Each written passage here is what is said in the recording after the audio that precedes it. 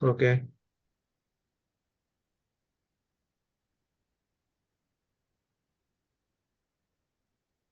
Recording in progress.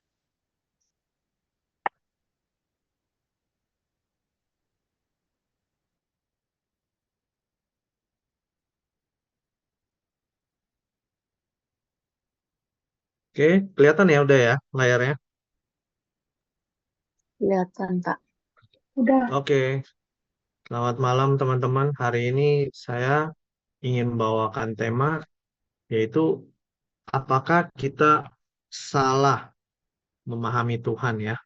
Saya mengambil gambar yang di samping itu seperti kita berjalan di dalam tengah kegelapan dan juga membawa satu lentera gitu ya, lampu kecil yang bisa menerangi jalan kita. Tapi di dalam tengah kegelapan itu kita tidak mengerti ya.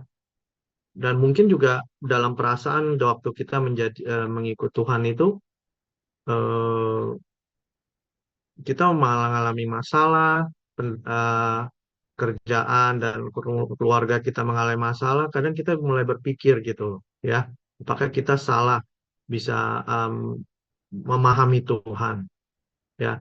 Nah, kalau kita ngomong berbicara tentang salah paham ya, kesalahpahaman itu saya sering mikir gitu ya sejak dulu apa kira-kira sih bahasa Inggris yang bisa cocok kan dalam bahasa Inggris ada yang namanya misunderstanding, ada yang namanya misperception gitu ya. Misunderstanding kan kesalahpahaman atau salah persepsi ya. Nah, kalau misalnya kita bicara tentang salah paham gitu ya, salah pengertian. Itu kan artinya sebuah kegagalan untuk bisa memahami sesuatu dengan benar gitu. Ya, kalau misalnya kita berbicara tentang persepsi yang salah, itu kan satu pemahaman atau satu penafsiran yang salah. Nah, kalau kita melihat gitu ya, kalau saya cek gitu, arti kesalahpahaman itu bisa terjadi karena dua hal itu. Salah paham, misunderstanding, atau salah persepsi, ya. Akibat akibat persepsi atau interpretasi yang tentang sesuatu yang dilihat dari cara pandang yang berbeda gitu loh ya, atau tafsirnya berbeda. Dulu kan saya sekolah di Taichung ya, teman-teman saya kan kebanyakan orang Malang. Kalau kita di Jakarta, kita kan ngomong kayak misalnya makanan ketoprak ya. Tapi kalau mereka, saya nggak tahu, saya lupa-lupa ingat gitu ya. Kalau mereka bilang bukan ketoprak, mereka bilangnya tahu tempe gitu loh. Ya, jadi Gado-gado. mereka berbicara tentang, halo, halo,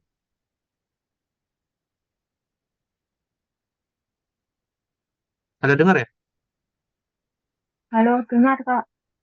Oh, dengar, dengar. Oke, sorry.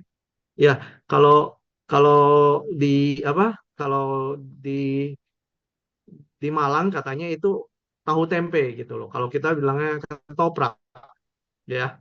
Jadi ada perbedaan cara tafsir gitu ya. Ada cara pandang yang berbeda. Nah, tapi yang bisa menjadi masalah itu ya yang menjadi masalah banyak orang eh, bentar, beranggapan gitu bahwa satu interpretasi, persepsi, pengertian dan tafsir mereka itu yang paling benar gitu ya. Kadang mereka bersekuku menganggap yang berbeda dengan dia gitu ya, berbeda dengan dirinya itu salah gitu loh ya. Nah, itu memang sering terjadi sejak dulu. Nah, pengajaran yang dia berkata pengajaran ini yang paling benar, naskah ini yang paling benar, terjemahan ini yang paling benar gitu loh ya.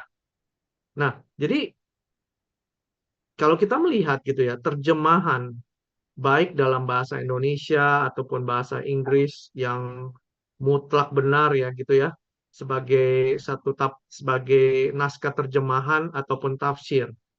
Kita bisa melihat eh, banyak juga dalam bahasa berbeda dengan bahasa aslinya. Nanti kalau kita bisa melihat gitu ya. Nah, tapi kita bahas dulu kembali. Kadang saya berpikir gitu loh, apa yang bisa terjadi yang namanya terjadi kesalahpahaman ini? Apa karena kebodohan kita kah? Kesombongan atau kepicikan atau mungkin kesengajaan? Karena memang ada satu tujuan, ada satu misi tertentu yang yang mungkin terganggu gitu ya, yang ingin dicapai, atau memang itu sesuatu yang mungkin ya sudah biasa terjadi ya, manusiawi kok salah paham, dan ini memang apa emang manusia gitu loh ya, yang memang nggak pernah satu sama apa manusia yang kadang memang nggak pernah cocok dengan satu sama dengan yang lain, nggak ada yang seragam gitu loh ya, bahwa setiap orang itu bisa saja punya cara pandang atau keyakinan yang berbeda gitu, bahkan sering nggak bisa dipaksa gitu ya untuk bisa menjadi sama.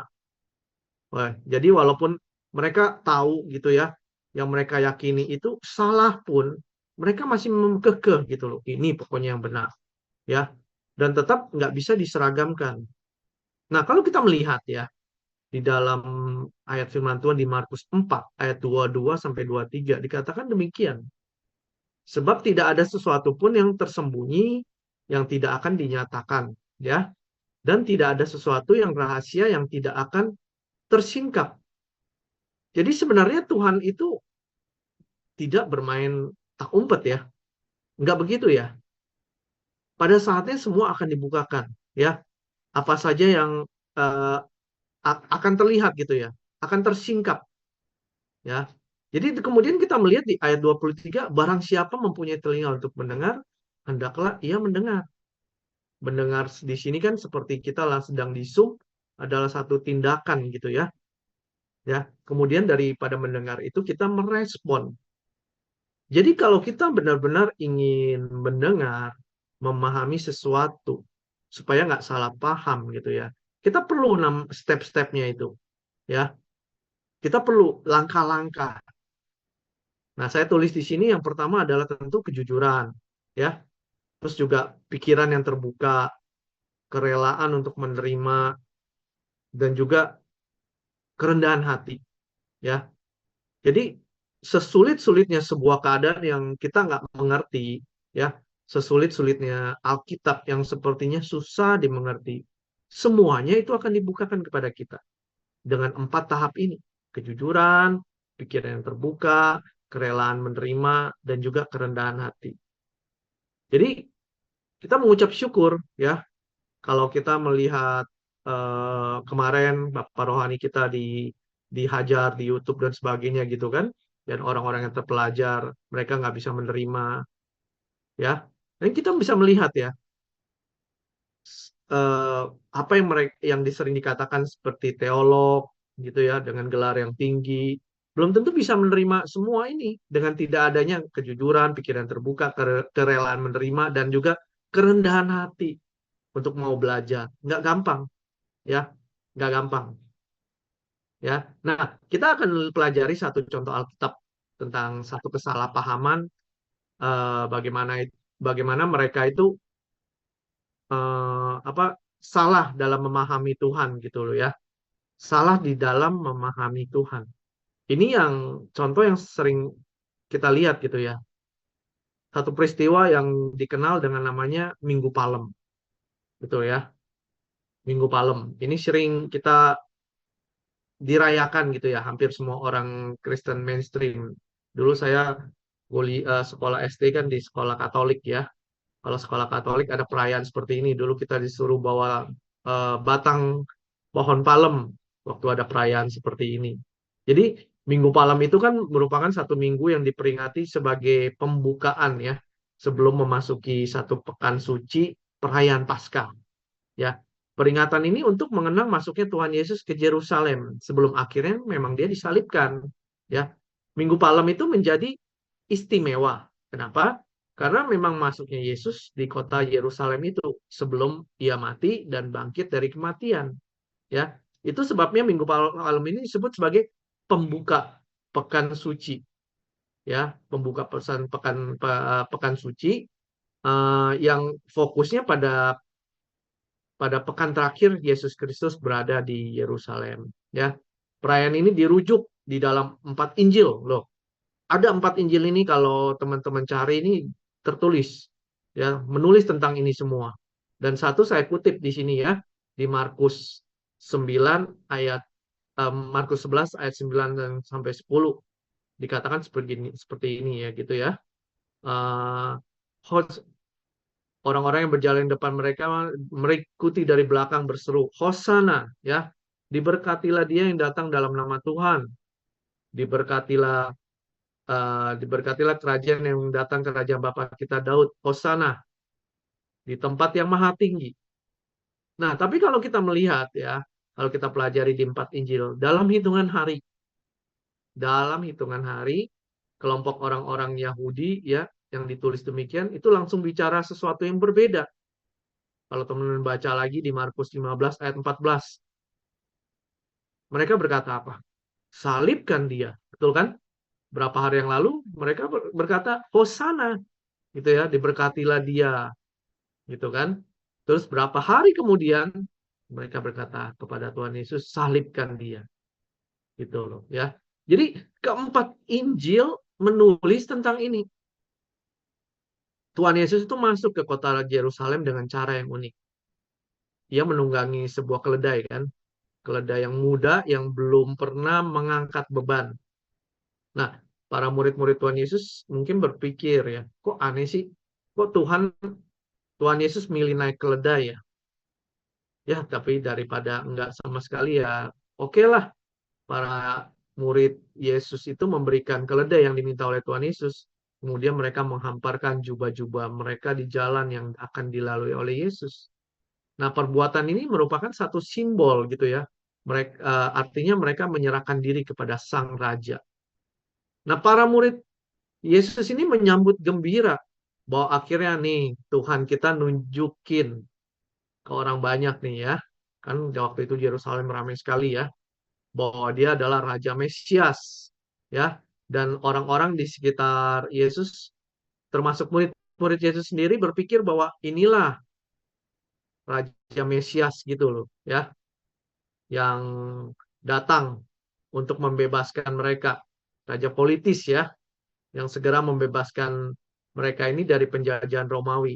Dan peristiwa ini dalam Alkitab Perjanjian Lama ditulis oleh Nabi Zakaria ya di ayat 9-9 dikatakan bersorak-sorailah dengan nyaring, hai putri Sion, bersorak-sorailah.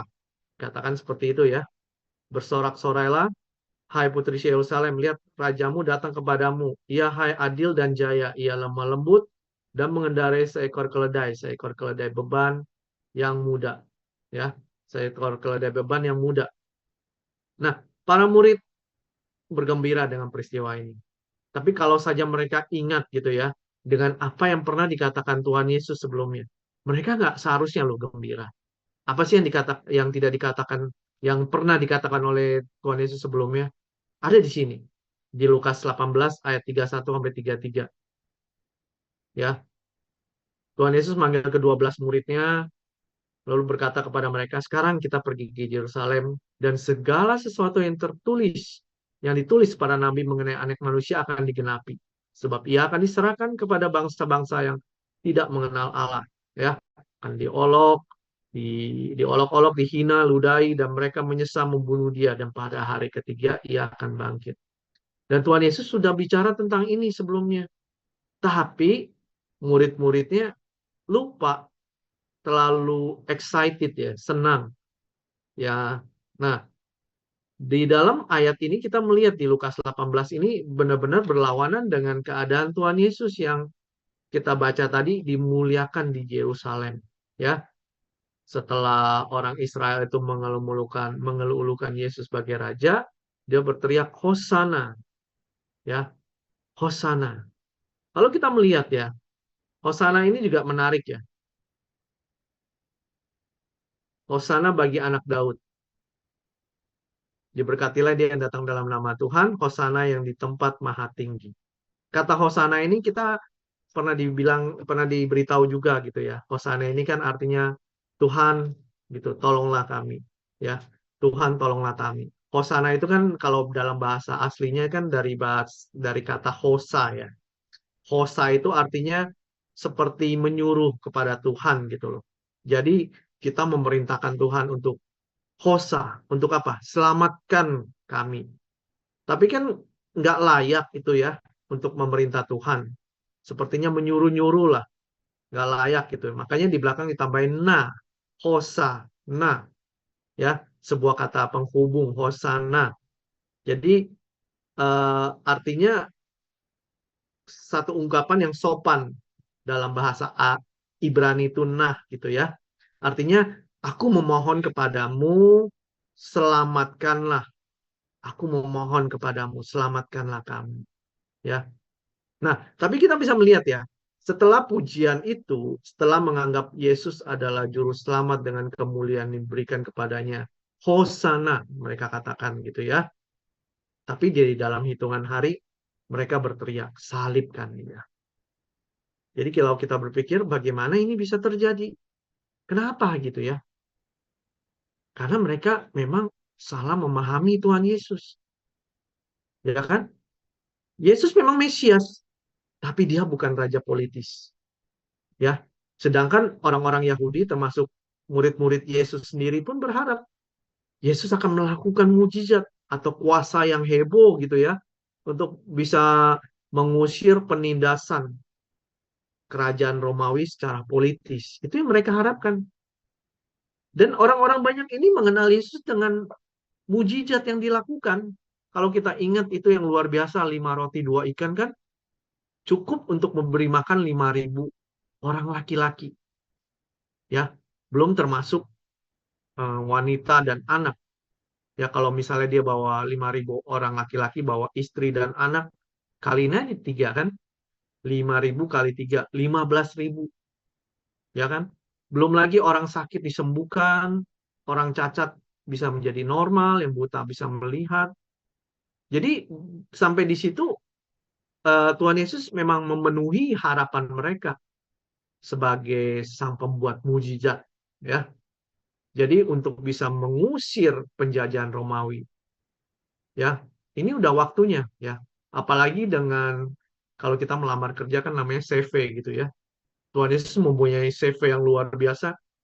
Tentu mudah sekali bagi Yesus untuk memimpin satu masa dengan kuasanya sebagai seorang raja, ya. Dia melindungi rakyat secara politis. Tapi mereka salah memahami Yesus, ya. Tapi ketika mereka menganggap Yesus kok nggak melakukan satu gerakan sih, kok nggak cepet-cepet sih menggerakkan sebuah pasukan gitu. Nah, murid-muridnya Tuhan Yesus pun salah memahami, ya. Mereka mungkin mengenal Yesus sebatas sebagai rabi atau nabi. Jadi mereka pun kaget ketika kubur Yesus itu kosong. Padahal ya, kalau tadi kita baca berita kematiannya sudah diberitahukan kan jauh-jauh hari di Lukas 18 itu. Ya, mereka hidup murid-murid Tuhan Yesus ya, hidup sehari-hari bersama Tuhan Yesus. Dan itu pun bisa salah paham, betul ya? Apalagi hubungan antara suami istri, ya kan? Orang tua dan anak, teman ke teman, ya. Sangat mudah sekali terjadi kesalahpahaman. Nah, kita berbicara tentang Yudas Iskariot gitu ya. Menurut teman-teman Yudas Iskariot ini jahat atau enggak sih? Sebenarnya dia juga salah paham loh. Yudas ini sebenarnya dia ingin mancing kan Yesus itu eh, untuk keluar gitu. Maksudnya untuk bisa menjadi Mesias, untuk menjadi raja secara politis. Dia menjual Tuhan Yesus dengan 30 keping perak itu kan murah sekali. Yudas menerima 30 keping perak, ya. Bukan karena memang dia mata duitan, dia memang udah mata duitan sebelumnya karena sering mencuri ya kas gereja, kas yang dipegangnya. Tapi dia mempunyai rencana yang lebih daripada itu. Barangkali kalau misalnya ada satu pemicu trigger ya, ditangkap ditangkaplah Tuhan Yesus, maka Tuhan Yesus akan menunjukkan kuasanya. Langsunglah dilawan itu kekuasaan kerajaan Romawi. Jadi di sini pun Yudas Iskariot menaruh satu harapan yang besar pada Yesus. Ya, kita juga menemukan satu perubahan hati daripada Yudas Iskariot ini yang menyebabkan dia menjadi seorang pengkhianat. Kenapa itu? Kira-kira teman-teman tahu kenapa dia bisa menjadi pengkhianat? Karena dia kecewa, ya, kecewa. kecewa ini karena mereka memang tidak mengenalnya secara benar. Karena mereka salah memahami Yesus. Jadi kita harus hati-hati dengan rasa kecewa. Ya, rasa kecewa membuat berubah drastis dari Hosana menjadi apa? Salibkan dia. Tadi kan dari Hosana menjadi salibkan dia. Ya, kekecewaan hati orang-orang Yahudi ini tercermin dari sikap Yudas Iskariot yang menjadi pengkhianat. Teman-teman pernah merasa kecewa? Ya, hati-hati ya. Kita harus menjaga hati kita. Misalnya kita menunggu jawaban doa, kok nggak dijawab-jawab ya? Capek menunggu sampai kecewa. Makanya banyak orang, orang Kristen pun akhirnya, ya udahlah, saya pergi ke dukun aja, ya kan? Lebih cepat tanya ini itu. Jadi kalau kita masuk dan mungkin sudah masuk dan ada benih-benih seperti ini, kita harus mulai berdiam diri. Kita banyak berdoa, memohon petunjuk Tuhan secara terus-menerus. Ya, kekecewaan kita yang mungkin ada itu mungkin hanya salah paham saja. Ya, mungkin permintaan kita dalam doa itu bukan sebuah kebutuhan, tapi keinginan semata. Jadi hati-hati dengan kekecewaan. Ya, kita pun berpikir Allah itu pasti bermujizat ya, melakukan mujizat. Allah itu penyembuh, dia memberikan sukses, memberikan berkat, Allah menolong, dan konsep-konsep ini yang dulu mungkin kita terapkan, dan sekarang mungkin masih ada gitu ya, bahwa dalam dia seharusnya nggak ada sakit penyakit ya. Kalau ada, kalau aku berusaha seharusnya aku nggak bangkrut misalnya. Pasti ada kesuksesan, karena menganggap Tuhan pasti begini dan pasti begitu gitu ya. Jadi kita hanya mencari Tuhan biasanya hanya karena apa? Berkat. Jujurnya gitu ya, berkat ya. Makanya dalam hal ini Tuhan Yesus menegur di Yohanes 6 ayat 26. Katakan begini, aku berkata kepadamu, sungguhnya kamu mencari aku bukan karena melihat tanda-tanda, melainkan karena kamu makan roti dan kamu kenyang. Gitu loh ya. Jadi kita bisa melihat gitu ya. Kalau kita ada, karena kita bisa pergi ke gereja atau mungkin kita online atau gimana gitu, kita bisa melihat lah. Kita bisa melihat diri kita sendiri kenapa kita datang ke gereja. Ya, mungkin karena musiknya enak, gereja di sana keren banget gitu ya. Suasananya enak, AC-nya adem. Wah, di sana gereja di sana pengkhotbahnya keren-keren misalnya. Setiap hari ganti-ganti yang top-top didatangkan di situ. Ya, ada gereja yang seperti itu kan, kita tahu setiap hari bisa, setiap minggu bisa ganti pembicara yang luar biasa, yang top-top ya. Dan kita pun bahkan sering memancing berkat dengan persembahan-persembahan yang kita berikan. Dengan maksud supaya persembahan itu kembali berlipat-lipat kali ganda. Jadi kadang kita, hal itu kita jadikan sumber berkat dan sumber mujizat. Tapi begitu kita mengalami yang namanya kesusahan dalam pekerjaan, dalam usaha, ya, dalam rumah tangga, kita langsung bisa apa? Kecewa, ya, kecewa akhirnya. Kita telah melihat contoh akibat pengenalan konsep ini. Setelah Hosana timbul yang namanya kutukan, salibkan dia. Karena mereka menganggap Yesus tidak melakukan apa-apa tuh, ya, tidak sesuai dengan ekspektasi mereka. Jadi pengenalan akan Tuhan itu biasanya sekedar sebagai pemberi berkat, mujizat, dan ini sangat berbahaya, ya. Jadi pemahaman kepada Tuhan membutuhkan yang namanya kesabaran, membutuhkan namanya ketekunan, ya. Jadi kita harus bisa menyelidiki hati kita. Apakah kita mengenal Tuhan dalam satu frame ya, bingkai Allah itu hanya pemberi berkat saja kan? Apakah kita datang ke gereja gitu ya, hanya sekedar untuk meraih roti untuk kenyang, atau mungkin untuk entertain mata kita gitu ya. Musiknya bagus, WL-nya keren, lightingnya, apakah demikian? Nah, bagaimana kalau kita mendapati Tuhan itu yang berbeda dengan konsep kita? Ya, harusnya Tuhan membuat tokoku laris misalnya ya. Harusnya pekerjaanku lancar, rumah tanggaku harmonis, tapi kok enggak sih? Ya, harusnya Tuhan memberikan aku kesembuhan, tapi kok enggak sih?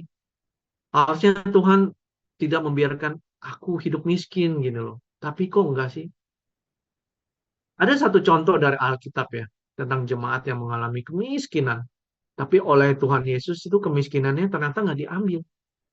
Tuhan cuma bicara, bertahanlah, hendaklah engkau setia sampai mati. Ya, dan ini dikatakan kepada jemaat di Smyrna di Wahyu 2 ayat 9 sampai 10 ya. Katakan, aku tahu kesusahanmu, kemiskinanmu, namun engkau kaya dan fitnah mereka yang menyebut diri mereka Yahudi, tapi sebenarnya tidak demikian. Sebaliknya mereka jemaah iblis. Jangan takut terhadap apa yang engkau derita. Sungguhnya iblis akan melemparkan berapa orang di antaramu dalam penjara, supaya kamu dicobai.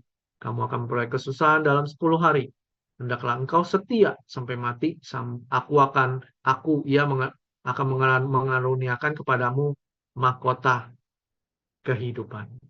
Jadi ketika jemaat Smyrna ini ya, bukannya dikasih berkat ya, ketika mereka berkumpul bersama jemaah iblis, tidak disuruh Tuhan untuk pergi cabut kakimu dari kota itu, enggak. Tapi Tuhan katakan apa? Kamu harus jadi saksi ya, walaupun kamu menderita, kamu harus setia sampai mati, dan aku akan mengaruniakan kepadamu mahkota kehidupan. Jadi kadang-kadang ketika ada satu kesengsaraan, itu ternyata Tuhan tidak ambil, ya. Tuhan tidak ambil. Walaupun dia tahu, dan kalau kita lihat pada ayat 11 gitu ya, Tuhan berkata barang siapa bertelinga gitu ya, dikatakan hendaklah ia mendengar apa yang dikatakan Roh kepada jemaat-jemaat. Barang siapa menang, ya. Kalau dikatakan barang siapa menang berarti ada yang nggak menang. Jadi di sini dikatakan harus ada yang namanya perjuangan, ya. Tuhan Yesus berkata, barang siapa menang, ia tidak akan menderita apa-apa lagi oleh kematian yang kedua.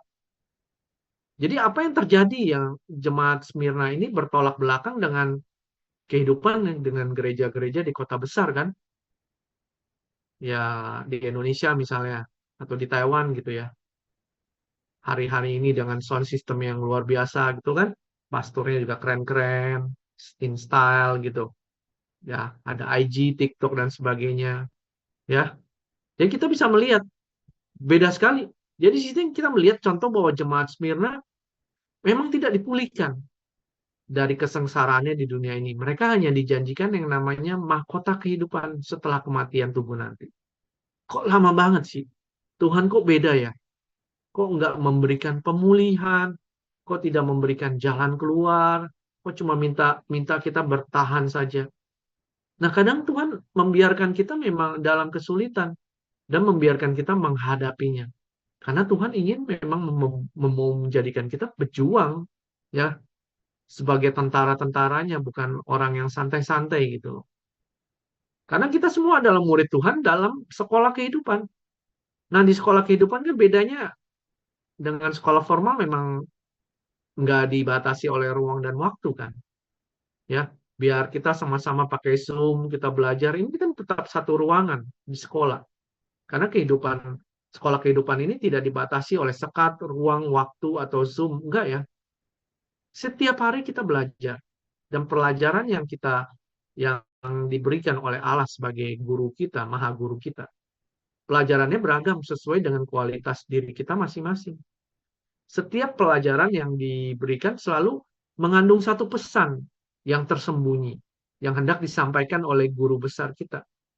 Tapi sayangnya kita sebagai murid itu kadang kita nggak memahami maksud dari guru kita, gitu, ya. Kita tidak memahami. Nah, ketika Musa bertanya nama Tuhan gitu ya, waktu dia bertemu dengan Elohim Yahweh dalam bentuk semak belukar yang berapi tapi tidak terbakar, dikatakan Tuhan namamu tuh apa sih gitu ya. Kalau mereka tanya, maksudnya orang Israel tanya namamu apa? Di Keluaran 3 ayat 14, aku adalah aku, ya. Aku adalah aku. Kalau bahasa Ibraninya itu ini ya, Ehye, Aser, Ehye gitu ya. Ya, kenapa sih Musa ini harus tanya-tanya gitu ya? Aku ya aku gitu ya. Kamu nggak usah banyak tentang banyak-banyak tanya tentang aku. Nah, tapi di dalam Asyir ini yang diucapkan pertama kali kepada Musa, ini adalah kata pembentuk daripada YHWH, Yod, Hewohe itu gitu ya, yang berasal dari kata haya ini. Kata dasarnya artinya ada, ya. Jadi kalau kita melihat Asyir itu luar biasa. Saya belajar tentang ini kan kalau bahasa Ibrani kan bacanya dari kiri dari kanan ke kiri ya. Kalau bahasa yang normal kan kita biasa kiri ke kanan. Kalau mereka dari kanan ke kiri. Kalian bisa melihat dari kanan ke kiri huruf pertama itu sama kan? Huruf pertama itu sama. Sama semua itu. Itu adalah artinya alef gitu ya. Artinya satu satu satu. Itu luar biasa. Kalau kalau kita belajar tentang gematria ya. Satu satu satu. Satu itu artinya lembu. Dulu kan lembu itu lambang kekuatan ya. Lambang kekuatan ya. Dan satu-satu itu mengartikan satu kesatuan, otoritas, pewahyuan. Ya, jadi menurut para ahli gitu ya, ungkapan kata EY ini mengatakan aku hadir, aku perbuat, aku akan hadir dan aku akan selalu ada. Aku ada. Jadi kehadiran Allah bagi Israel itu bukan seperti kehadiran barang mati, ya, bukan ya. Tapi satu kehadiran yang di dalam perbuatannya umatnya tuh akan mengenal dia. Ya, di dalam kehadiran Allah kita mengenalnya. Ya, dari dalam kehadiran Allah kita mengenalnya. Jadi ketika mengenal Tuhan, ya kita nggak boleh punya konsep Tuhan mesti begini atau Tuhan mesti begitu. Ya, kita tidak bisa memberikan skrip skenario kita kepada Tuhan. Ya, jadi jangan sampai salah paham. Di kitab Yesaya katakan kan, rancanganku bukan rancanganmu, jalanku bukan jalanmu, bukan kita yang tentukan. Jadi kita nggak bisa punya hak untuk bisa menentukan Tuhan mesti begini, Tuhan mesti begitu.